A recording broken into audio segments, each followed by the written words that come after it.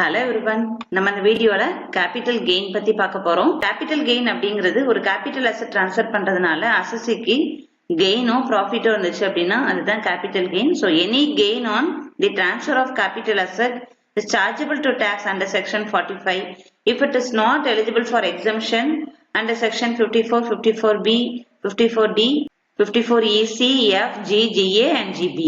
Capital gain headக்கான chargeable section அப்படிங்கிறது section 45. section 45 குள்ள சில conditions கொடுத்திருக்காங்க. அந்த conditions fulfill ஆச்சு அப்படின்னா capital asset transfer பண்றதுல இருந்து வர்ற gain capital gain நம்ம taxable income குள்ள include பண்ணிக்கணும். section 45 ல என்ன கண்டிஷன்லாம் கொடுத்திருக்காங்க அப்படின்னு நம்ம பார்க்கலாம். So basis of charge under section 45. So இந்த ஹெட்டுக்கான basis of charge அப்படிங்கிறது section 45 ல கவர் ஆகுது. So under section 45 we are given 5 conditions. இங்க கொடுத்திருக்கிற 5 கண்டிஷன்ஸும் fulfill ஆச்சு அப்படின்னா இந்த capital asset transfer பண்றதுல இருந்து வர்ற gain capital gain. First condition, there should be a capital asset. Capital asset அப்படிங்கிறது கண்டிப்பா இருக்கணும்.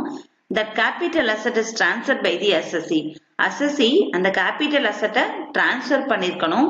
Such transfer takes place during the previous year. அந்த transfer எப்ப நடந்திருக்கணும் அப்படின்னா relevant previous yearல. Any profit or gains arises as a result of transfer.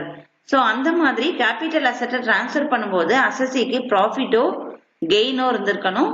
Then such profit or gains is not exempt from tax under section 54, 54B, D, EC, EE, F, G, GA and GB. So அந்த capital asset transfer பண்றதுல இருந்து வர்ற gainஓ profitஓ exempted section குள்ள cover ஆகக்கூடாது. So அந்த basis of charge குள்ள கொடுத்திருக்கிற இந்த 5 conditions fulfill ஆகுது அப்படின்னா the assessee earn பண்ற profit or gain on the transfer of capital asset is chargeable to tax as a capital gain. Next நம்ம capital asset அப்படின்னு என்னன்னு பார்க்கலாம். Property of any kind, fixed or circulating, movable or immovable, tangible or intangible. So capital asset அப்படிங்கிறது assesseeயோட property. So the property அப்படிங்கிறது இங்கே கொடுத்திருக்கிற என்ன மாதிரி ஃபார்ம்ல வேணாலும் இருக்கலாம். It may be fixed or circulating. The asset அப்படிங்கிறது fixed asset இருக்கலாம் or circulating asset இருக்கலாம். So fixed or circulating. Fixed asset அப்படின்னா நம்ம long term யூஸ் பண்ற asset. Circulating asset அப்படின்னா the asset which gets converted within a period of 1 year. So the asset அப்படிங்கிறது long term asset இருக்கலாம் or short term asset இருக்கலாம். Which means fixed or circulating. Movable or immovable. So the asset அப்படிங்கிறது movable asset இருக்கலாம் or immovable asset இருக்கலாம் or it may be tangible or intangible asset. இந்த capital asset அப்படிங்கிறதுல எதெல்லாம் include ஆகாது அப்படின்னா stock in trade. So stock in trade அப்படின்னா உங்களுக்கு கண்டிப்பா தெரிஞ்சிருக்கும். பிசினஸ்ல ரெகுலர் ரொட்டீனுக்காக வச்சிருக்கிற ஸ்டாக், அதுதான் நம்ம ஸ்டாக் இன் ட்ரேட் அப்படின்னு நம்ம சொல்லுவோம். ஸோ அந்த மாதிரி ஸ்டாக் இன் ட்ரேடா இருந்துச்சு அப்படின்னா அதை நம்ம கேபிட்டல் அசெட் அப்படின்னு சொல்ல முடியாது. Then personal effects. Personal effects அப்படின்னா assets which give personal benefit for the assessee. அசெஸிக்கு பர்சனல் பெனிஃபிட்காக வச்சிருக்கிற asset. But that does not include the following. இப்போ இங்க ரெட் கலர்ல சில அசெட்ஸ் எல்லாம் இருக்கு இல்லையா, இந்த ரெட் கலர்ல கொடுத்திருக்கிற அசெட்ஸ் எல்லாம் பர்சனல் எஃபெக்ட் அப்படிங்கிறதுக்குள்ள வராது. ஸோ இதெல்லாம் பர்சனல் எஃபெக்ட் கிடையாது அப்படின்னா jewellery, motor car, electrical appliances, refrigerator, furniture, archaeological collections, drawings, paintings, sculptures or any art of work. So இந்த அசெட்ஸ் எல்லாம் பர்சனல் எஃபெக்ட் அப்படிங்கிறதுக்குள்ள கவர் ஆகாது. ஸோ பர்சனல் எஃபெக்ட்ல கவர் ஆகாது அப்படின்னா அப்ப இந்த அசெட்ஸ் எல்லாம் நம்ம capital assets. Agriculture land in rural area in India. இந்தியால ரூரல் ஏரியால அக்ரிகல்ச்சர் லேண்ட் இருந்துச்சு அப்படின்னா அப்ப அதை நம்ம கேபிட்டல் அசெட் அப்படிங்கிறதுக்குள்ள கன்சிடர் பண்ண முடியாது. Then 6% gold bonds 1977 or 7% gold bonds 1980 or national defense gold bonds 1980 issued by the central government. இங்க ஸ்பெசிஃபை பண்ணிருக்கிற சென்ட்ரல் கவர்மெண்ட் இஷ்யூ பண்ண இந்த பாண்ட்ஸ் எல்லாம் கேபிட்டல் அசெட் அப்படிங்கிறதுக்குள்ள வராது. Then special bearer bonds 1991, then gold deposit bonds under gold deposit schemes 1999, then deposit certificates issued under gold monetisation scheme 2015. இப்போ இங்க specify பண்ணிருக்கிற இந்த பாண்ட்ஸ் அண்ட் டெபாசிட் சர்டிபிகேட் இப்போ இது எல்லாமே கேபிட்டல் அசெட் அப்படிங்கிறதுல வராது. அதனாலதான் இங்க நம்ம நெகட்டிவ் லிஸ்ட் அப்படின்னு கொடுத்துருக்கோம். நெகட்டிவ் லிஸ்ட் அப்படின்னா இங்க ஸ்பெசிஃபை ஆயிருக்கிற அசெட் எல்லாமே கேபிட்டல் அசெட் கிடையாது. பட் இங்க ரெட் கலர்ல கொடுத்திருக்கிறது கேபிட்டல் அசெட். அந்த கேபிட்டல் அசெட்டை நம்ம ரெண்டு கேட்டகரியா பிரிக்கலாம். Short term and long term capital asset. Short term and long term அப்படிங்கிறது எதை பேஸ் பண்ணி பிரிக்கிறோம் அப்படின்னா அந்த அசெட்டோட பீரியட் ஆஃப் ஹோல்டிங். அசசி அந்த அசெட்டை எவ்வளவு பீரியடுக்கு வச்சிருந்திருக்காங்க அப்படிங்கறத பேஸ் பண்ணி தான் அந்த அசெட்டை ஷார்ட் டேர்ம் கேபிட்டல் அசெட்டா லாங் டேர்ம் கேபிட்டல் அசெட்டா அப்படின்னு நம்ம சொல்ல முடியும். ஸோ இந்த short term and long term அப்படின்னு பிரிக்கிறதுக்குமே இந்த அசெட்ஸை 3 கேட்டகரிஸா இங்க பிரிச்சிருக்கிறோம். Financial asset. பினான்சியல் அசெட்ல எதெல்லாம் கவர் ஆகுது அப்படின்னா listed securities, unit of and equity oriented fund, unit of UTI or zero coupon bonds. இது எல்லாமே பினான்சியல் அசெட்ஸ். ஸோ இந்த பினான்சியல் அசெட்ஸோட period of holding 12 months. Financial assets 12 monthsக்கு மேல அசசி வச்சிருக்காங்க அப்படின்னா that financial asset is to be treated as long term capital asset. இப்ப அதுவே இங்க மென்ஷன் பண்ணிருக்கிற financial assets less than 12 monthsக்கு அந்த அசசி வச்சிருந்திருக்காங்க அப்படின்னா அப்ப அத short term capital asset அப்படின்னு நம்ம சொல்லுவோம். Then unlisted shares, land or building or both. So இந்த அசட்ஸ்கெல்லாம் period of holding அப்படிங்கிறது 24 months. So if these assets are held for more than 24 months, இந்த அசட்ஸ் எல்லாம் more than 24 months அசசி ஹோல்ட் பண்ணிருக்காங்க அப்படின்னா அப்ப அத லாங் டேர்ம் கேபிட்டல் அசெட் அப்படின்னு சொல்லணும். இப்ப அதுவே less than 24 months இந்த அசட்ஸ் எல்லாம் அசசி வச்சிருந்திருக்காங்க அப்படின்னா அத ஷார்ட் டேர்ம் கேபிட்டல் அசெட் அப்படின்னு சொல்லணும். Then third category other assets. Other assets அப்படிங்கிறதுக்குள்ள எதெல்லாம் கவர் ஆகுதுன்னா unlisted securities but other than shares, then units of debt oriented fund and any other asset. Period of holding 36 months. இந்த மாதிரி assets எல்லாம் 36 monthsக்கு மேல அசசி வச்சிருந்திருக்காங்க அப்படின்னா அது லாங் டேர்ம் கேபிட்டல் அசெட். அதுவே less than 36 months வச்சிருந்திருக்காங்க அப்படின்னா அது ஷார்ட் டேர்ம் கேபிட்டல் அசெட் அப்படின்னு சொல்லணும். தென் டெப்ரிஷியபிள் அசெட். இப்போ நம்ம இங்க 3 கேட்டகரிஸ் பார்த்தோம்ல, இந்த 3 கேட்டகரிஸ்க்குள்ள இந்த டெப்ரிஷியபிள் அசெட் அப்படிங்கிறது கவர் ஆகாது. ஸோ டெப்ரிஷியபிள் அசெட்ல எதெல்லாம் கவர் ஆகும் அப்படின்னா செக்ஷன் 32க்குள்ள நம்ம டெப்ரிசியேஷனுக்கு ஒரு 4 types of asset பார்த்தோம் இல்லையா. Building, plant and machinery, furniture, intangible asset. Building அப்படிங்கிறது ஆல்ரெடி செகண்ட் கேட்டகரிக்குள்ள கவர் ஆகுது. ஸோ அந்த பில்டிங் தவிர 3 types of asset பார்த்தோம் இல்லையா. ஸோ அந்த மாதிரி டெப்ரிஷியபிள் அசெட் டிரான்ஸ்ஃபர் பண்ணிருக்காங்க அப்படின்னா அதுல இருந்து வர்ற கெயினை எப்பயுமே ஷார்ட் டேர்ம் கேபிட்டல் கெயின் அப்படின்னு நம்ம எடுத்துக்கணும். ஸோ அதோட பீரியட் ஆஃப் ஹோல்டிங் வந்து more than 12 months இருக்கலாம், 24 or 36 months இருக்கலாம். ஸோ இந்த பீரியட் எதுவுமே இந்த டெப்ரிஷியபிள் அசெட்டுக்கு அப்ளிகபிள் ஆகாது.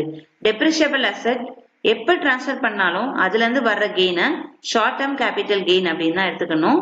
ஸோ இங்க நம்ம பார்த்தோம்ல மற்ற கேட்டகரிக்கெல்லாம் short term capital asset, long term capital asset அப்படின்னு பார்த்தோம்ல. ஸோ இதை பேஸ் பண்ணி இப்ப அசெட் வந்து லாங் டேர்ம் கேபிட்டல் அசெட்டா இருக்கு அப்படின்னா அப்ப அதுல இருந்து வர்ற gain long term capital gain. அதுவே ஷார்ட் டேர்ம் கேபிட்டல் அசெட்டா இருக்கு அப்படின்னா அப்ப அதுல இருந்து வர்ற gain short term capital gain.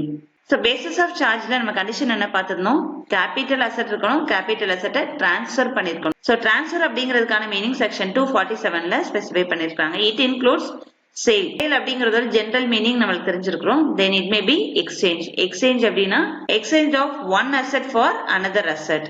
ஒரு அசெட்டுக்கு இன்னொரு அசெட்டை எக்ஸ்சேஞ்ச் பண்ணிக்குவோம். அதாவது ஒரு அசெட் கொடுத்துட்டு இன்னொரு அசெட் வாங்குவோம்ல.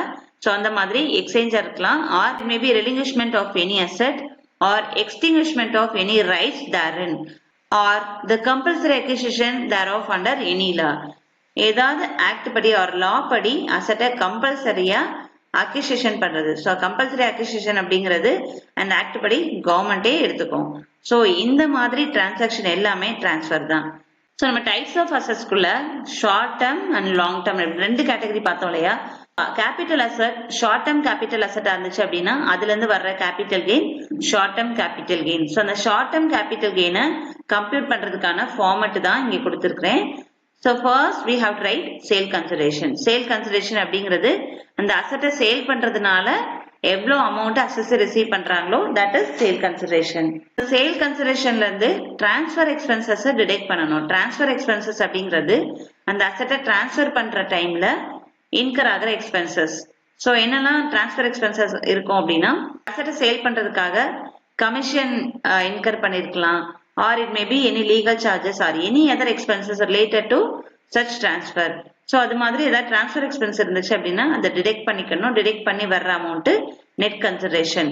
ஸோ அந்த நெட் கன்சிடரேஷன்ல இருந்து cost of acquisition and cost of improvement இந்த ரெண்டு காஸ்டையும் டிடெக்ட் பண்ணணும். டிடெக்ட் பண்ணி வர்ற amount short term capital gain or loss. இதுல இருந்து exemption under section 54 and related section இதெல்லாம் அப்ளிகபிள் எக்ஸம்ஷனும் அதை டிடெக்ட் பண்ணிக்கணும். டிடெக்ட் பண்ணி வர்ற பேலன்ஸ் அமௌண்ட் தான் taxable short term capital gain. அதுவே இந்த அசெட் வந்து லாங் டர்ம் கேபிட்டல் அசெட் இருந்துச்சு அப்படின்னா அதுல இருந்து வர்ற capital gain long term capital gain அதோட ஃபார்மட்டும் செக்ஷன் 48 குள்ள கொடுத்திருக்காங்க. First we have to write sale consideration, then transfer expenses if any is to be deducted. Detect பண்ணி வர்ற அமௌண்ட் நெட் கன்சிடரேஷன். ஸோ இதுல இருந்து நம்ம டிடெக்ட் பண்ண போறது indexed cost of acquisition and indexed cost of improvement. Indexed cost அப்படின்னா cost inflation index value வச்சு இந்த இண்டெக்ஸ்டு காஸ்ட் அப்படிங்கறது நம்ம கால்குலேட் பண்ணணும். காஸ்ட் இன்ஃபிளேஷன் இண்டெக்ஸை ஏங்க அப்ளை பண்றோம் அப்படின்னா இப்ப asset long term capital asset அப்படின்னா அப்ப அந்த அசெட்டை கொஞ்சம் வருஷத்துக்கு முன்னாடி நம்ம பர்ச்சேஸ் பண்ணிருப்போம். அப்ப அந்த கொஞ்சம் வருஷத்துக்கு முன்னாடி இருக்கிற மணி வேல்யூவும் இப்போ நம்ம இந்த கரண்ட் ப்ரீவியஸ் இயர்ல சேல் பண்ணும்போது நம்மளோட மணி வேல்யூவும் சேஞ்ச் ஆயிருக்கும் இல்லையா, அதுதான் நம்ம வந்து இன்ஃபிளேஷன் அப்படின்னு சொல்லுவோம். சோ அந்த மாதிரி மணி வேல்யூ சேஞ்ச் ஆகுறதுனால இந்த அசெட்டோட காஸ்ட நம்ம கன்வெர்ட் பண்ணிக்கிறோம். சோ அந்த கன்வர்ஷன் எதை பேஸ் பண்ணி இங்க பண்றோம்னா காஸ்ட் இன்ஃபிளேஷன் இண்டெக்ஸை பேஸ் பண்ணி. இந்த காஸ்ட் இன்ஃபிளேஷன் இண்டெக்ஸ் அப்படிங்கிறது நம்மளுக்கு ஆக்ட் படி கொடுத்திருக்காங்க. அந்த வேல்யூ தான் இங்க சிஐஐ அப்படின்னு இருக்கு. சிஐஐ அப்படின்னா cost inflation index. So indexed cost of acquisition calculate பண்றதுக்கான ஃபார்முலா இங்க இருக்கு. Cost of acquisition into CIA for the year of transfer divided by CIA for the year of acquisition.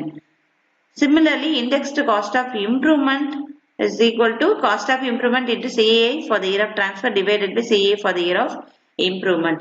So இந்த மாதிரி calculate பண்ற indexed cost detect பண்ணிக்கணும். Deduct பண்ணி வர்ற amount long term capital gain or loss. Then exemption under section 54 and other related sections to be deducted. So section 54, 54B and other related section. இதுல எதெல்லாம் applicable exemptionோ அந்த applicable exemptionனை detect பண்ணிக்கணும். Deduct பண்ணி வர்ற balance amount தான் taxable long term capital gain. So இந்த வீடியோல பார்த்த இன்ட்ரடக்ஷன் தியரியும் இந்த ஃபார்மாட்டும் உங்களுக்கு கிளியரா புரிஞ்சிருக்கும்னு நினைக்கிறேன். Thank you for listening.